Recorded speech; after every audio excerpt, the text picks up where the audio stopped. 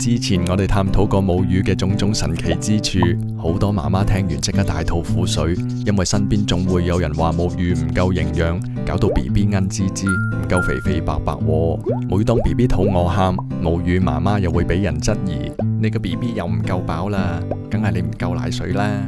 咁到底呢啲有關母乳嘅迷思又係咪真嘅呢？今集我哋就同大家探討一下。先講下 BB 嘅體重，有研究發現喺 BB 啱啱出世嗰6至8個星期入邊，無論係以母乳定係配方奶粉餵養 ，BB 嘅身高同體重都唔會有顯著嘅分別。但係到咗2個月至1歲左右，奶粉 BB 就會明顯比母乳 BB 生得高啲，重得快啲，睇落去更加肥嘟嘟。所以有啲人話母乳 BB 比較精瘦，都唔係完全冇道理噶。但係諗深一層，咁又有咩問題呢？唔通一定要肥嘟嘟先至對 BB 有益？大家有冇諗過呢種較快嘅生長速度係咪一定對 BB 嘅健康最有利？其實啱啱滿1歲嗰陣，奶粉 BB 多出嚟嘅重量大部分都只係屬於脂肪。相反，母乳 BB 結實健康，雖然睇起嚟瘦啲，但係平均頭圍就相對較大，證明以全母乳餵哺都可以俾到足夠嘅營養初生嬰兒。有解剖學研究甚至比較過母乳 BB 同埋奶粉 BB 嘅腦細胞，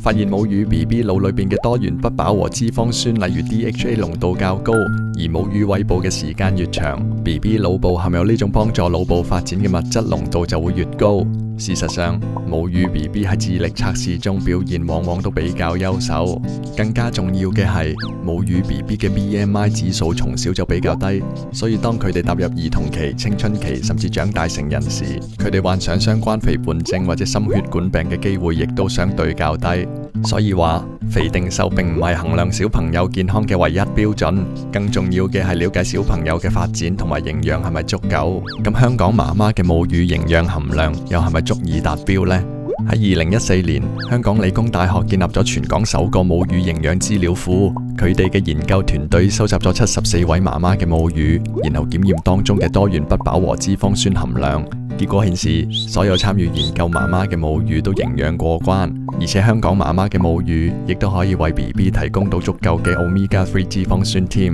既然營養充足，但係點解母乳 BB 睇落總係好似食唔夠飽咁嘅？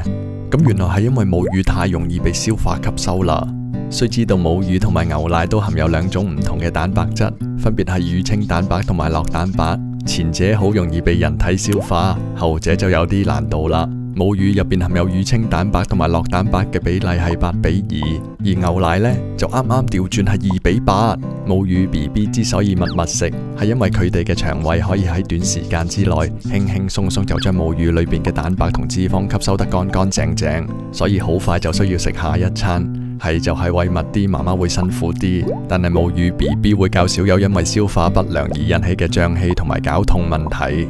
至於話母乳 BB 特別中意哭鬧，特別係夜晚，似乎就冇乜根據啦。雖然初生 BB 喺夜晚特別想食奶係事實，咁係因為母體內嘅催乳素喺呢段時間嘅濃度係最高 ，BB 喺本能上明白呢個生理時鐘嘅運作，所以就會盡力吸光乳汁，幫助媽媽製造出最多嘅母乳。不過媽媽夜晚分泌出嚟嘅乳汁其實係有安眠作用㗎。2009年，西班牙學者 Cristina Sanchez 搜集咗30位媽媽喺1日24小時內擠出嚟嘅母乳樣本化驗，結果發現喺唔同時段擠出嚟嘅母乳成分非常之唔同。譬如話喺夜晚8點至朝頭早8點抽取出嚟嘅乳汁樣本入邊，3種能夠放鬆中樞神經系統嘅核苷酸含量最高，有助 BB 休息得好啲同埋瞓得冧啲。亦即係話，母乳 BB 雖然喺夜晚會特別肚餓，特別想食奶，但係只要食過媽媽嘅迷魂奶之後，就可以瞓翻一場好覺。難怪有統計研究顯示，全母乳餵哺嘅家長喺 BB 啱啱出世嘅3個月，